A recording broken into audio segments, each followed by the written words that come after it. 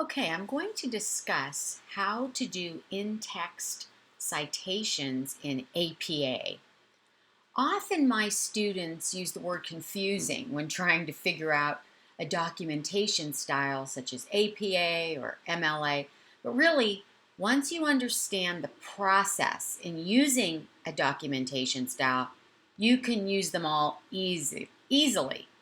Honestly, the only thing you have to memorize is that there are three parts to all documentation styles. There is formatting, which is the way we lay out our document. Title pages versus headings, margins, spacing, page numbers, headers. Then there are in-text citations.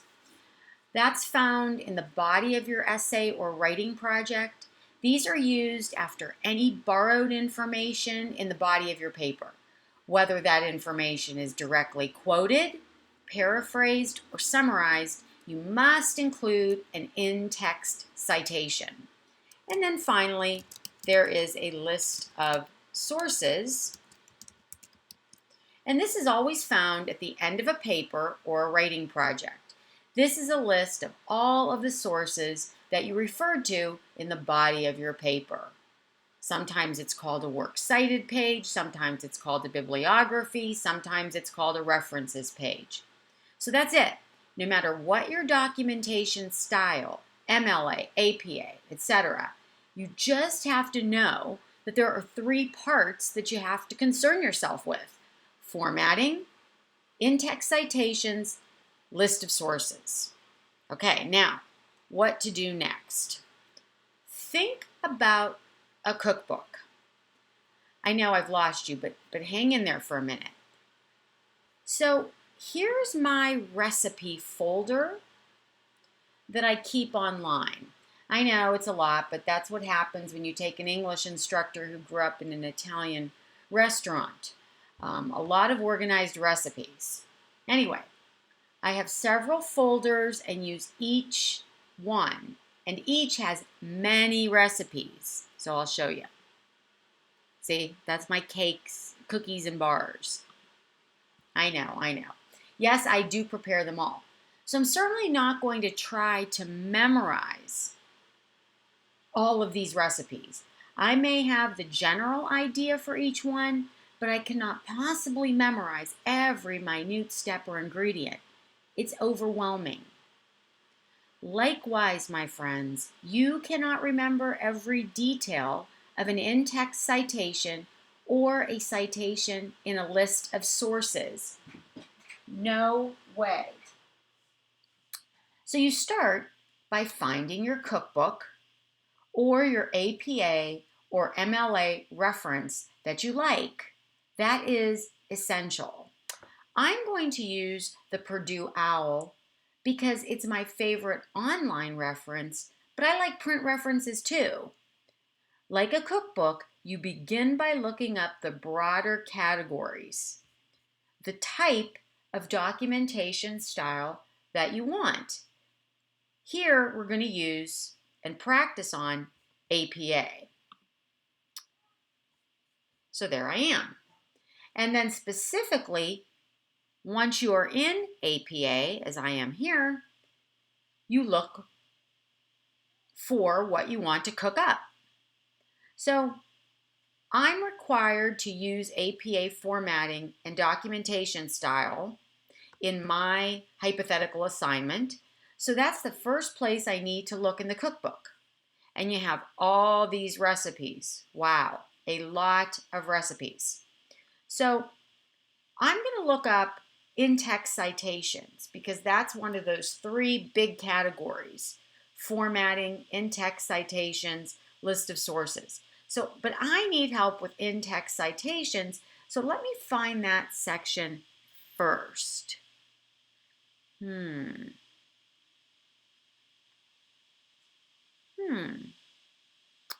There it is, right at the top. Okay. Now I'm ready to put APA in-text citations in my writing project. So My first sentence in my essay that I need a citation for is, no, I don't want to save that. Okay, there it is. In The Significance of the American Indian Religious Freedom Act of 1978, Robert Michelson discusses the legislative background surrounding the enactment of the AIRFA. The legislation is unprecedented in that the United States government, for the first time in history, enacts a law that specifically respects a particular religion. Okay, now, that is my paraphrased sentence in which I borrow information from this source. Before I go on here, notice something. Since this is the first time I'm discussing this source, I use the full name of the essay and the writer. After that, I can just refer to it as the essay and use the writer's last name, Michelson. So often students will say something like, in the essay, the writer talks about the Religious Freedom Act. As a reader, if that's where you start, I have no idea what essay and what writer are being discussed. So be sure to introduce your source completely when referencing it for the first time. Okay, back to my APA in-text citation. I have a paraphrasing or summary of Michelson's essay, so I do need to add an in-text citation. In other words, I had to look up his essay to figure out what Michelson discussed, so although it's not a quote, my summary or paraphrased information is based on information I borrowed and must have an in-text citation. So, going back to my online source, I have to scroll down until I find the section Summary or Paraphrase.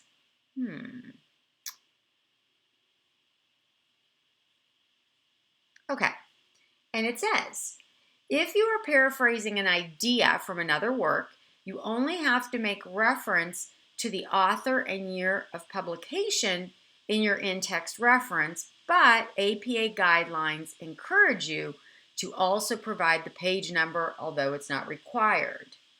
Now, two examples are given. The first has the writer's name in the sentence, according to Jones,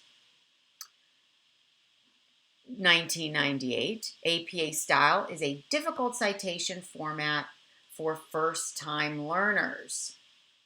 The second example is one in which the author's name is not in the sentence. APA style is a difficult citation format for first-time learners. And then you have the citation, Jones, 1998, page 199. Now in my sentence, let's take a look at my sentence again. The writer's name is in the sentence. So I will look at the first example. I see I have to put, let's go back there. I see I have to put the publication year right after the writer's name in parentheses. So I just look up my publication year and add it to my sentence. My publication year for my article is 1984. So I will simply 1984 add it there. Okay, now what am I going to do? I'm going to put the page number in since it is encouraged. And I do agree that if you have page numbers, you should put them in to help your reader find your information easier. So let me scroll back to find an example where the writer's name is in the sentence and the page number is included. So let me go and look around here. That's a long quotation, which I don't have, so I'm going to move up here. Here's one. According to Jones, 1998, students often had difficulty using APA style, especially when it was their first time. I found the information for Michelson's summary on page 95, so I will add that to my sentence exactly as I see it. So let me do that.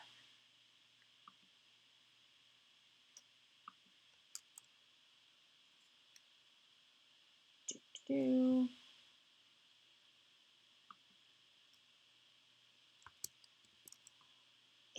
I'm going to put page 95. Now, this is also a paraphrased sentence, so I'm also going to do the same thing, this time using the example at the bottom where I didn't use the writer's name in the sentence. So I'll use this version for my sentence.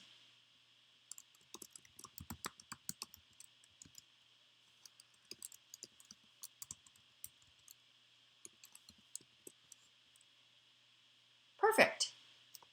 Okay.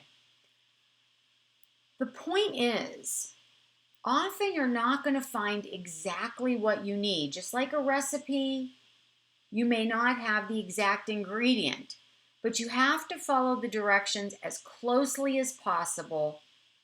It is a guess, no doubt, but at this point, you can ask your instructor that specific question, or your campus writing center, or just look this rule up specifically on the internet. I might type, how do I do an in-text citation for summarized material with a page number? So watch this. Let's try that. So I might type out something really simple. How do I do an in-text citation for summarized material with a page number? And I can look around and it takes me right back to, let's see, this one. Any of them will probably work. And there it is. An in-text citation here. This has 2 authors with a page number.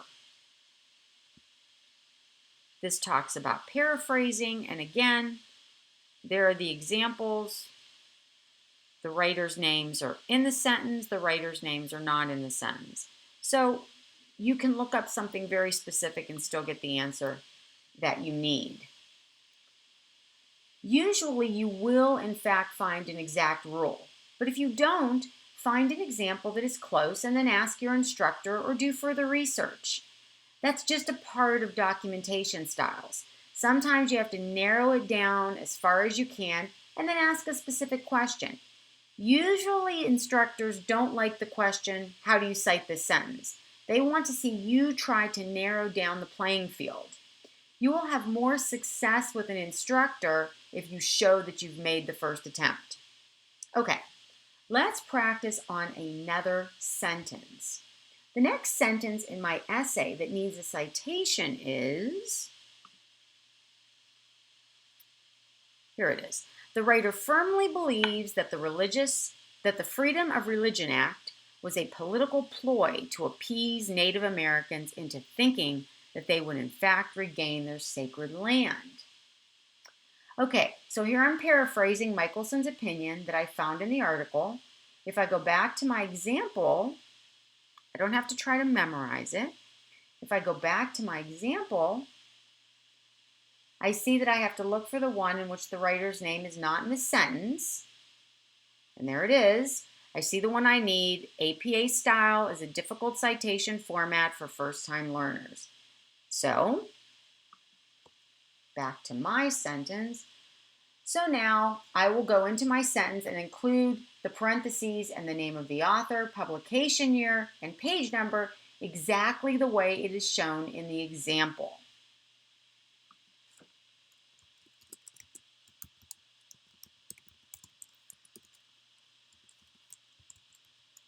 My page number. Okay, good. Let's try one more. Prior to 1934, the author argues that the United States attempts to wipe out Native American religions. That's a direct quote. So let me go back into my cookbook and see where I can find that recipe. Okay. I have 2 sections on quotes, short quotations and long quotations. I'm not going to guess the recipe here. So let me see what it says about short and long quotes. Under short quotes, it says, if you are directly quoting from a work, you will need to include the author, year of publication, and the page number for the reference, preceded by P period. Introduce the quotation with a signal phrase that includes the author's last name, followed by the date of publication in parentheses. Okay, that sounds good, but let me just check long quotes. It says, place direct quotes that are 40 words or longer in a freestanding block of typewritten lines and omit quotation marks. Okay, I don't think I have 40 words or more. Let me just check. By highlighting my sentence, okay, I did that, and looking at the word count at the bottom of the screen, it says 17 out of 153 words on my whole page. So I'm back to the section on short quotes. Okay, let's see. So my sentence does not have the writer's name in the sentence, so the last example will work. If the author is not named in a signal phrase, place the author's last name, the year of publication, and the page number in parentheses after the quotation. Then there's the example. She stated students often had difficulty using APA style, and then Jones, 1998, page 199, but she did not offer an explanation as to why. I see the punctuation mark would usually go inside the quotes, but she did not offer, let's see, yes, but she did not offer an explanation as to why is after this. Let's see. I see the punctuation mark usually would go inside the quotes. That would be this comma. But the example puts it after the parentheses, so I'm going to do that too.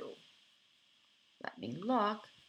In my sentence, the quote is at the end rather than in the middle, so I'm simply going to take this punctuation mark out and then just put Michelson, 1984, page 112. Whoops. My example puts the quotation marks there and the period there. Okay. And that's it, friends. As you can see, really, there are only a couple of sections for in-text citations. While at first it feels like it takes a long time to look things up, as I did here, you will get more efficient with practice. After 25 years of professional writing, I still look up what I need. I can just find it more quickly because of all the practice I've done. Rules change in documentation styles, so there's no sense trying to remember everything. Online apps that promise to convert your text to APA or MLA usually contain errors. So you have to check your work anyway with a reference. I promise you that using the process that I've described here will always be your best bet and will produce the most successful outcome. So find a reference you like and get going. You can do this. Hopefully this demonstration has proven useful to you.